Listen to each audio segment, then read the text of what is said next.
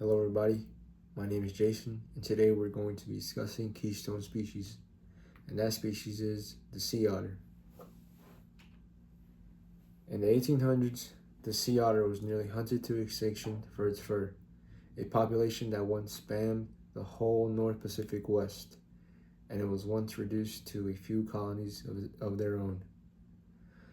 So understanding how humans can affect entire ecosystems is important for us today, because studying how we negatively affect a ecosystem, we could prevent that today and not repeat the mistakes we have done in the past, which affects the planet, which then will affect us in the end. So to prepare for this speech, I've done research on the historic sea trade or fur trade of sea otters, and the history of sea otters during the fur trade helps us understand how removing a keystone species can disrupt an entire ecosystem. So the main points for today is going to be what the historic fur trade was, how sea otters are keystone species, and what exactly kelp forests are. Okay, to start off,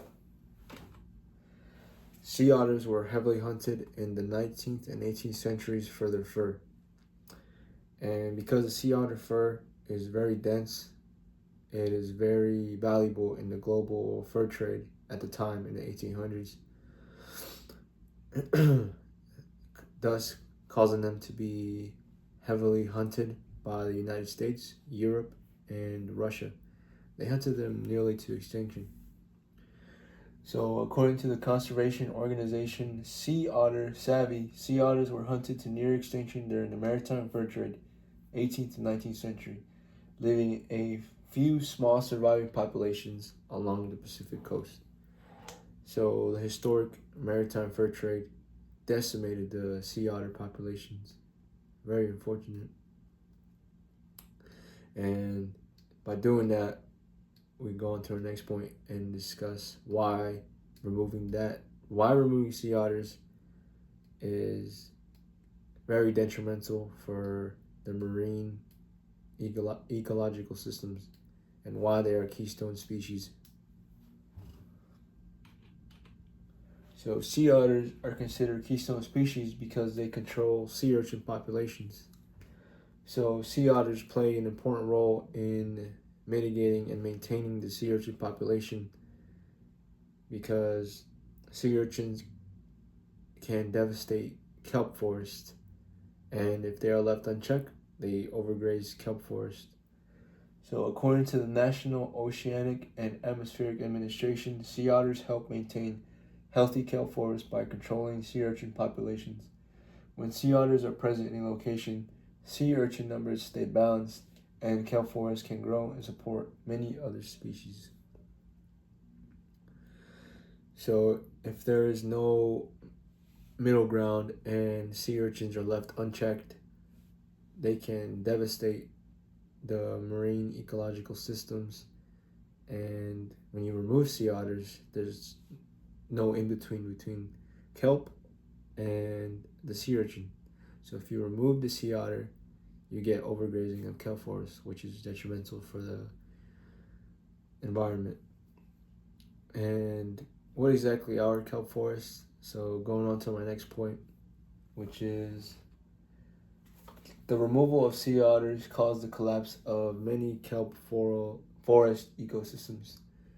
When sea otter populations declined due to the fur trade, the populations of sea urchins increased exponentially, and without predators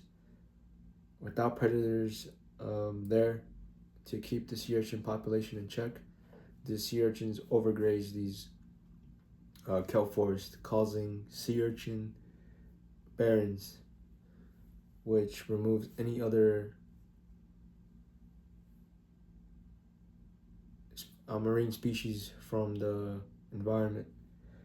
And according to the Monterey Bay Aquarium, this overgrazing creating areas known as urchin barrens, where kelp forests disappeared and biodiversity stopped. Kelp forests support hundreds of marine species So the loss of kelp forests greatly impacts marine ecosystems. So without that in between sea otters,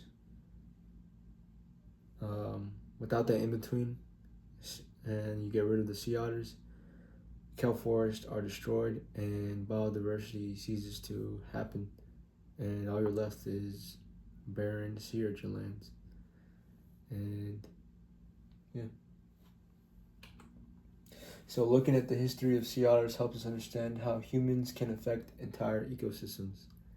And the history of sea otters during the fur trade shows how removing keystone species disrupts entire ecosystems.